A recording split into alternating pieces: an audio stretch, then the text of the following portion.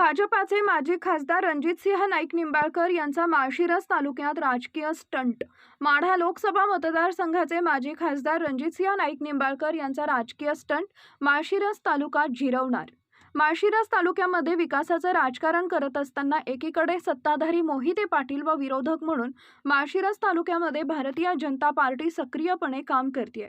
परंतु माळशिरस तालुक्यामध्ये राजकीयदृष्ट्या माढा लोकसभा मतदारसंघाचे स्वतःला पाणीदार म्हणून मिरवणारे खासदार रणजितसिंह नाईक निंबाळकर हे माळशिरस तालुक्यातील काही नौक्या पुढाऱ्यांना कार्यकर्त्यांना हाताशी धरून स्वतःचा राजकीय स्वार्थ साधण्याचा प्रयत्न करत आहेत।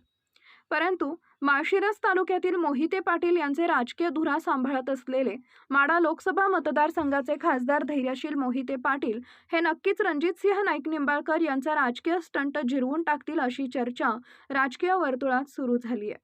गेल्या कित्येक वर्षापासून माळशिरस तालुक्यात हा विकासापासून पुस्तक दूर आहे अशा अफवा पसरवत माळशिरस तालुक्यातील सर्वसामान्य जनतेची दिशाभूल करणारच काम माढा लोकसभा मतदारसंघाचे माजी खासदार रणजितसिंह नाईक निंबाळकर यांनी त्यांच्या कार्यकर्त्यांमार्फत जाहिरातबाजी करत केलाय। खऱ्या अर्थानं माळशिरस तालुका हा विकासापासून दूर आहे असं म्हणणाऱ्यांना लोकांना एक दिवस माळशिरस तालुका हा धडा शिकवल्याशिवाय गप्प बसणार नाही।